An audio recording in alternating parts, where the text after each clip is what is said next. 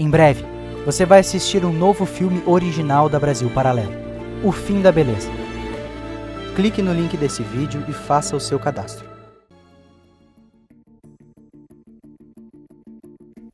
Tomé de Souza construiu a primeira capital do Brasil, Salvador, dando uma administração, justiça, armazéns, casas do conselho e o esboço do que seria os próximos períodos por aqui.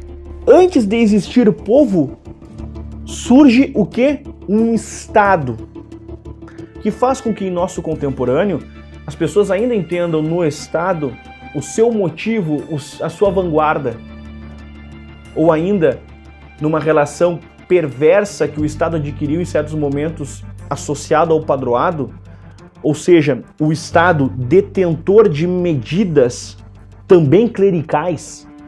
Então é um Estado que não soluciona apenas os problemas sociais, mas é um Estado que também está alinhado aos valores religiosos. É um Estado, portanto, metafísico. A missão de construir um Estado exigia que o próprio governador e os padres trabalhassem ajudando os artífices na construção de um novo Brasil.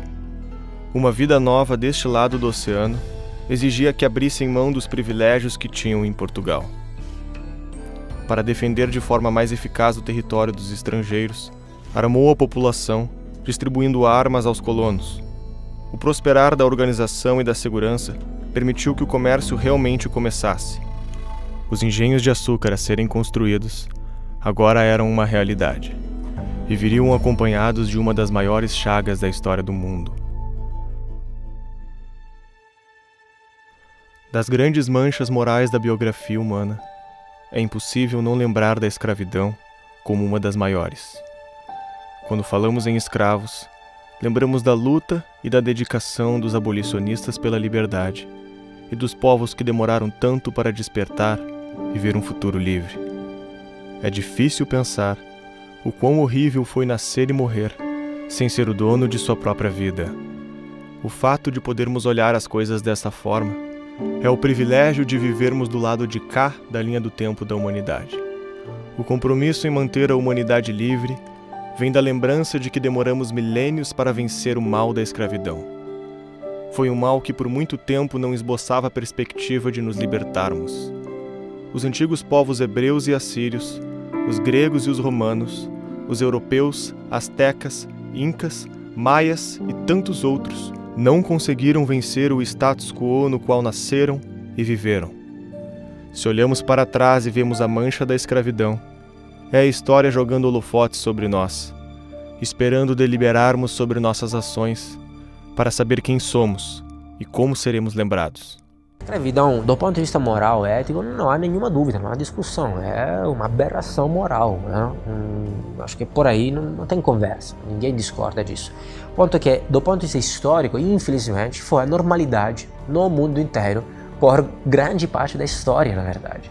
É um período muito recente que nós temos sistemas econômicos baseados na não escravidão. O que era ser escravo, né? Ser escravo era ser vencido numa guerra justa e perder a sua liberdade, ou nascer de uma mulher nessa condição. É isso que definia a base legal, né, para ser escravo. Então, se fala muito de reparação histórica com relação à raça e etnia, mas o fundamento da escravidão nunca foi a origem étnica. No Brasil nunca foi. Não é racial, ela se torna racial no século XIX. Quando surgem as teses eugenistas, é que aí se usa essa questão de tentar ligar ou associar o africano ou o descendente de africano ao escravo. Mas isso é muito tardio, né? Então não foi uma escravidão, primeiro, de oportunidade, tanto é que não era difícil você encontrar negros que se tornavam senhores e que tinham seus escravos também.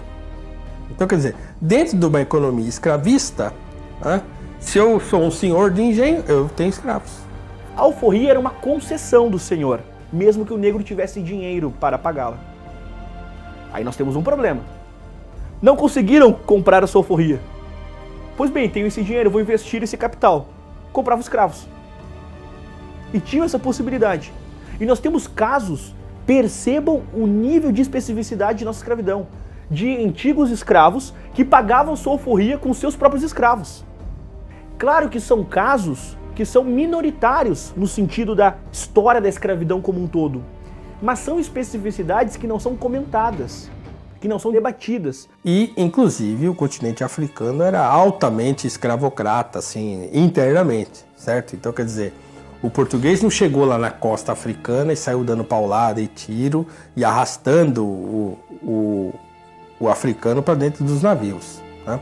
Já existia um comércio intenso de escravos na costa.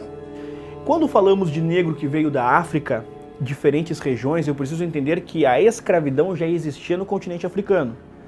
Porém, ela era específica em cada um dos lugares. Ou seja, é muito perigoso dizer assim, os negros africanos escravizavam-se porque eram muçulmanos, porque nem todas as nações eram muçulmanas, certo? E inclusive cabe dizer que as que eram praticavam uma escravidão pior do que as que não eram. A escravidão muçulmana é um assunto relativamente recente na pesquisa historiográfica.